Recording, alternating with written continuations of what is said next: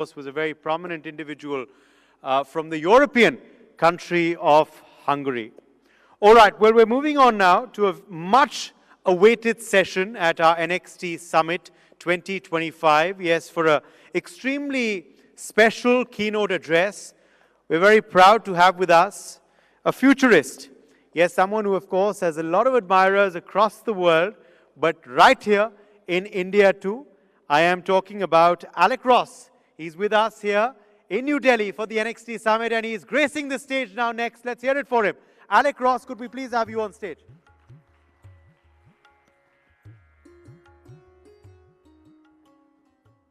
All right. Good afternoon, everyone. So one of the things that I particularly appreciate about this conference is the diversity of the people speaking. We've literally gone from a Hungarian minister to an American cowboy. So I'll be bringing the perspective. We've talked a little bit about America and America's place in innovation. While I'm an academic and I write books, I come from the sort of cowboy world of entrepreneurship and venture capital. Started a company in a basement with 3 buddies without 2 cents to our name and grew it into a global company. And now I'm focused on supporting other young entrepreneurs around the world, including here in India. And what I want to do is I want to give a perspective about some of what I think is about to happen. Not looking out science fiction, looking out 20, 25 years. But let's talk about not what people are so focused on necessarily in 2025, but let's look at 2026. And underarching all of this, when we talk about the raw material of the economy, I can't help but think that land was the raw material of the agricultural age, iron was the raw material of the industrial age, and data is the raw material of today and tomorrow's world. He who owned the land and controlled the land during the agricultural age had the economic power and had the political power. During the industrial age, he who owned the factories and controlled access to the natural resources had the economic power and had the political power. In today's world, he or she who owned the data, controlled the data, or can harvest meaning from the data are those that are creating the industries and businesses of the future. And we're doing this in a world that is digitizing in such a way, I don't care whether we're talking about housing, as we were talking about 2 sessions ago, or culture, or anything else. I no longer believe there actually is a digital sector anymore, but rather I believe that all sectors are in fact digital. And all sectors are in fact being transformed by technological forces, the most recent of which is artificial intelligence. And I am going to dedicate some time to discussing artificial intelligence and breaking down some of what is happening, at least from my perspective as an American and having just spent several months in the United States at the headquarters of a lot of these big companies. I want to give a couple pieces of data to sort of frame this data-rooted economy. Just 10 years ago, so 2015, not a long time ago, 10 years ago there were 15 billion networked devices in the world. These are our smartphones, there are laptops, but more significantly, and certainly more significantly for India, they're the sensors in our supply chains and in our factories. Today, just 10 years later, that number has gone from 15 billion to 75 billion. 15 billion to 75 billion. And just in the last year, the end of February last year to this period, we've gone from 62 billion to 75 billion. And that is not because we're putting more cell phones in more pockets. It's because we're digitizing industries that historically were non-digital, from transportation to agriculture to manufacturing. And within all of this, if we think about the last 10 years, and I were to frame sort of what the global models have been, if I were to do this very undiplomatically, I worked for President Obama for 4 years as a diplomat. I'm not a diplomat anymore, so I don't need to be diplomatic. I'd say America innovates, China replicates, Europe regulates. That's sort of a very sweeping statement to make, but it's mostly true. It's mostly true. And so my question, even with Deep 6, the most recent Chinese model, an LLM was an American innovation. Deep 6 was trained using American chips that it largely bought on the black market through Singapore and trained on OpenAI's model. So the great Chinese innovation in this respect was that it figured out how to less expensively and more efficiently do a sort of B- job of an American LLM. Now, I'm not going to spend the next 15 minutes insulting China. I'm going to point out some areas where I think that they are moving from replication to innovation. But I think the more interesting question for those of us who are here is, okay, so what United States, so what China, so what Europe? What about the other rising powers? What about India? What about the Gulf states? Where do they fall within this frame? And what I would say is, I'll repeat something that was said from the stage earlier. It's that the future is not something that's guaranteed. It's something that's made up by a series of choices. None of this is predetermined. None of us are truly omniscient about what is going to happen economically, geopolitically, or geoeconomically. What I will say is that India is in a good position, but it's not in a position that will guarantee success over the next 5 years in terms of being able to truly innovate. And what I want to do is unpack that a little bit. You know, I've invested, over the last handful of years, I've invested $900 million into 45 startups on 5 continents, including in India. I've done that with my partner in the United States, my venture capital partner, who is Indian American, Shield Tile.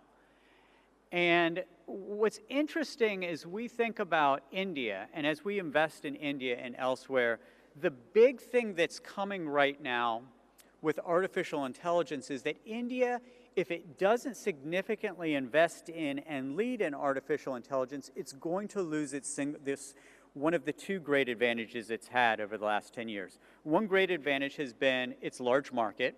It's not going to lose its large unified market. But one of the ways in which India has been so successful is that the base unit cost of labor for a highly skilled, highly educated technical talent has been substantially lower than it's been in the United States or in Europe. So I flew to Delhi yesterday from Zurich because I sit on the board of directors of a Swiss company. And we employ a huge number of engineers in India. Why? Because they're smart, they're hardworking, and the basic cost of labor is lower in India than it would be in Switzerland or in the United States. But the interesting thing that's happening right now with AI, we've been talking about increased productivity by virtue of digitization for 20, 25 years, and it hasn't happened. What digitization has enabled us to do is actually work longer and work harder, and just a little bit more productively. This is what the economic data shows us. But what's interesting is if you're sort of a nerd like me and you really get into the data, what we're seeing is that over the last 18 months, AI is delivering the promise in terms of increased productivity that people have expected for the last 20 to 25 years in digitization. And what that means is that much more important than having than the base unit cost of labor is the base unit of knowledge and creativity. This is what's actually very counterintuitive. Knowledge, yes. So if what we're seeing is a great engineer empowered by AI is suddenly massively more productive, you're willing to pay more for an engineer who knows how to use those tools effectively. And then part of what we're seeing is that the top 2% of engineers using AI, one of the most interesting characteristics about them is that they combine their technical knowledge with creativity. This is one of the counterintuitive things about this next stage of digitization. It's that as our behaviors, as our business processes grow increasingly algorithmic, as humans become more like machines, as machines become more like humans, that which makes us human actually grows more important. So if you're able to combine technical knowledge with creativity, with an understanding of behavioral psychology, with emotional intelligence and other such things, those are the people we find are creating the most economic value in society. And so the opportunity then for India and for other states, for example, in the Gulf, is to figure out how to accelerate the domain expertise within artificial intelligence, but do so in an interdisciplinary way where we also have an understanding of skills that we tend to associate with the humanities. As the world grows increasingly driven by algorithms, that which makes us most human grows more important. Now, I do want to get specific for a couple minutes on some specific aspects of AI, because people say AI, and that means sort of everything and nothing. When people say AI, it means sort of everything and nothing. And what I want to do is I want to deconstruct this a little bit. A couple people, I only got here this morning, but a couple people have already asked me, can India be a big independent AI market where it can compete on foundational models against the Chinese, against the Americans? And what I would say is, in order for that to be the case, and it could be the case, it absolutely could be the case, you need to have all four pieces of the AI stack. And those four pieces are, number one, energy. These technologies require an enormous amount of energy. Number two, compute. So the reason why Europe's most valuable tech company is a Dutch company called ASML is because it builds the machines that enable compute. One of the 2 or 3 biggest companies by market cap, depending on the day, is NVIDIA.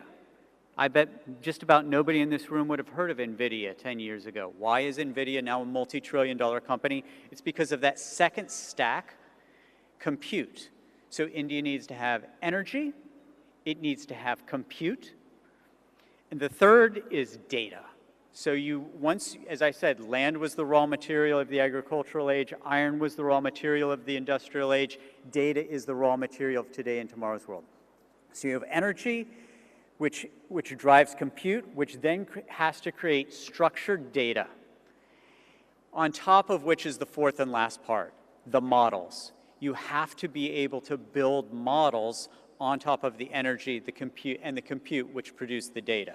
So the models are things like ChatGPT, Anthropic's Claude. It's the actual application. It's the actual application that is where the real magic happens. So those are the 4 layers of the stack that I think you have to understand. And 95% of the time, when people tell me if any one country can do that, my answer is no. Because there's some piece of the stack that's missing. France right now has the aspiration of doing it in Europe because they say they have nuclear power. So unlike other European states, they have the energy. They're making big investments in compute, which will produce the data, and they have a single offering in models with Mistral. But that's sort of everything has to work perfectly, and I'm somewhat skeptical about that. In the Gulf, the Emiratis and the Saudis are putting an almost infinite amount of money into this. They have the energy, their money can produce the compute and the data. But I think it's a very open question whether they have the human capital to produce the models. In Saudi and in the Emirates, they do not have the talent that exists in India. And the only way they will have the talent to be able to build the models is to convince that great Indian talent that previously went to the UK or went to the USA. I mean, think about the USA. Who's the CEO of Microsoft? Indian ancestry. CEO of Google, Indian ancestry. CEO of IBM, Indian ancestry. CEO of Adobe, Indian ancestry. CEO of Palo Alto Networks, Indian ancestry. CEO of Micron, Indian ancestry. CEO of FedEx, one after another. The talent went to the United States or the talent went to the UK.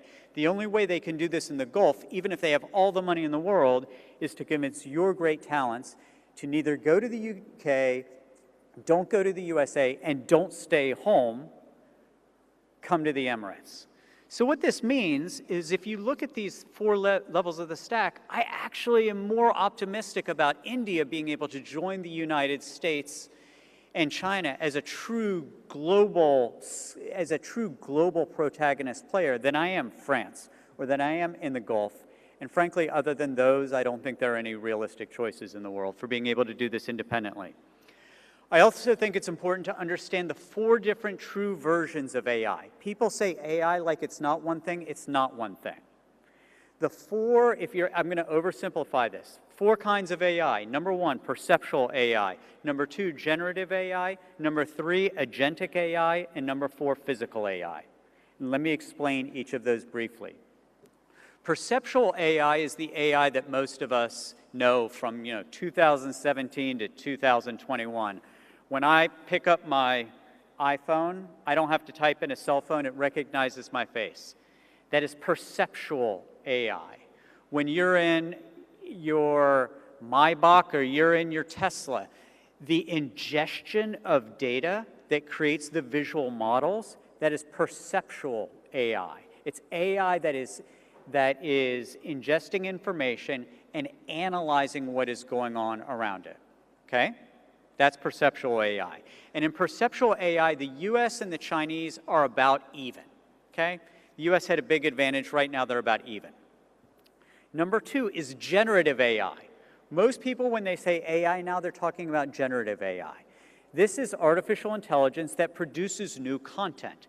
So data comes in, and then the AI is able to do an analysis. So if I'm able to say to one of these LLMs, please give me an analysis of former Prime Minister Tony Abbott's views on trade, on foreign policy, and past and present relationships within India. What that LLM is able to do is it is able to produce original content based on querying sources at my direction. That is generative AI. That's what everybody's focusing on. At this conference next year, that's not what people are going to be talking about. They're going to be talking about agentic AI. And if you go to the cool kids tables in Silicon Valley or in Shenzhen, they're talking a little bit about generative AI. They're talking a lot more about agentic AI. What is agentic AI?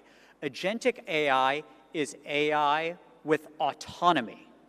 So when I ask my LLM, when I ask my generative AI for an analysis of Tony Abbott's views, it is going out and it's culling information, it's giving me what I asked for. Agentic AI is task-oriented. So what that would mean is I can't do it now, but I'll be able to in about a year. I'll be able to tell my AI, instead of flying back to the United States tomorrow, I want to fly to Sydney. I want to fly with no more than one stop. I want you to book me a business class ticket. I want you to find a 4 or 5 star hotel at under $500 per night. And I want you to query my Facebook friends who live in and around Sydney, let them know that I'm in town, and find out who's available for a drink after I get there. Hit that button and it happens. That's agentic AI. Now, agentic AI, that's a consumer model of agentic AI. A B2B agentic model of agentic AI, I think is going to come sooner and I think represents a lot of opportunities. This is in a case where the agent of one company talks to, usually, the agents of another company. So let's say you make bottle caps. I sit on the board of directors of a company that makes bottle caps.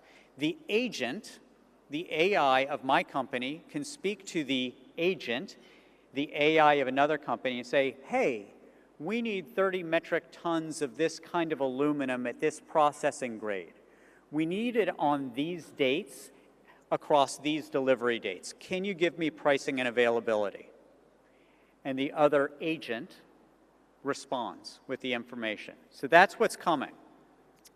The fourth stage, and in agentic AI, so perceptual AI, the US and Chinese are about even. Generative AI, the United States is way ahead, in part because it's very difficult to censor large language models, and the Chinese will not accept totally open models. In agentic AI, the US is a little bit ahead, I would say, on the consumer models, and the Chinese in the US are about even on the business-to-business models. The area where the Chinese are ahead is in category number 4, which is physical AI. Physical AI is the combination of artificial intelligence with the physical world. These are our drones. These are our self-driving cars. These are the robots and the robotics that are in most of our factories. If you go into truly advanced factories right now, one of the things that will strike you is how few human beings there are, and how automated and how AI-driven they are.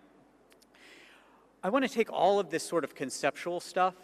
I'm running out of time, but I want to give one very concrete example of what this means in almost banal terms. I'm going to go back to my bottle cap company, all right? I sit on the board of directors of this company, and it's headquartered in Italy. I spend 40% of the year in Italy. And you can't, I mean, what could be more old-fashioned than aluminum bottle caps? But what's interesting is we produce 40 billion a year. So if you're drinking a Kingfisher in Delhi, or a Heineken in the Netherlands, or a Corona in Mexico City, it's one of our bottle caps, most likely. And in the middle of COVID a couple years ago, we decided to invest very heavily in AI. You're like, what does that have to do with making bottle caps? We've used it for 3 things. Number 1, predictive maintenance. Number 2, managing the waste products, managing the industrial wastes. And number 3, being able to remotely direct our production lines. So we can sit in Italy and direct our production lines in Brazil and China. What happened? Our margins went way up. And we were able to do this without firing a single employee. What we told our employees is, you have a choice. You can either be the master of these technologies or its slave. We will give you all the training to be its master, but if you won't accept the training, then you got to go, because we want the machines to be the slaves, not the humans. So our margins went way up. What did we do? We bought our competition in the United States, we bought our competition in Canada, and we doubled our production in China. So instead of being colonized by the Americans, instead of being colonized by the Chinese, this family-owned company in Italy is now number 1 globally, and we were the colonizers. We took over the Americans, we took over the Canadians, we doubled in China. And I use this very concrete example for this audience because I do believe in India, it's the application layer that billions and billions and billions of dollars of value can be drawn out. It's not, don't try to be the next ChatGPT or the next DeepSeek. Build the AI models for agriculture, for manufacturing, for transportation, for energy. If you think about all of those areas of expertise that already exist in India, I'm telling you, there are tens of billions of dollars to be made in building the applications that live on these foundation models. And I'll just close by saying, as I think about how many of my friends in the United States are Indian American, how many of their parents came to the United States, you know, either with degrees from the IITs or coming to the United States for graduate school. They came for the American dream. It's the same reason that my great-grandparents emigrated from Europe to the United States. What I think is really interesting, just to inject a little bit of politics into things for 1 minute, is with the rise of India and with the United States taking a little bit different posture to the rest of the world, and certainly with immigration, I think the opportunity in a certain respect is to have an Indian dream. Instead of just thinking about how your labor can go to the Emirates or the United States or the UK, how world-class companies can continue to be built and grown here. And the choice is not to leave and to make more money, but to create enormous value and wealth and well-being here in India. Thank you very much.